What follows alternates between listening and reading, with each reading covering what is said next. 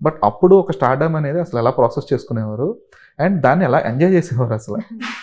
అంటే ఏంటి ఇప్పుడు ఆహ్, అప్పుడు వెరీ నైవ్‌గా వచ్చిన సినిమా ఫీల్డ్‌కి వచ్చాము. అది అనుకోకుండా హిట్ కూడా అయిపోయింది. హిట్ అయిపోయిన తర్వాత వి డిడ్ంట్ నో, అంటే ఇప్పుడు ఎవరైనా క్వెషన్స్ అడిగి సజెషన్స్ అడగాలన్నా ఇప్పుడు అందరూ they are know everything.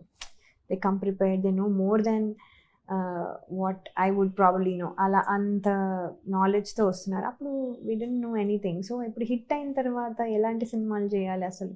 Second one ఒప్పుకున్నాం అనుకోండి, ఎలాంటి సినిమాలు చేయాలి? కానీ నేను చేసిన నా లైనప్ అంతా చూస్తే I made terrible mistakes after Swayamvaram. అంటే not that they are bad, కానీ ఆ టైంలో అంత హిట్ వచ్చిన తర్వాత అవి చేయరు might not be generally. The perfect that's fit. Not the films that normally anybody would choose. So I know I made mistakes. Then even then నాకు ఒక సెకండ్ ఛాన్స్ వచ్చింది త్రూ మనోహరం. సో మనోహరం లేకపోతే ప్రాబబ్లీ దేర్ ఇస్ నథింగ్.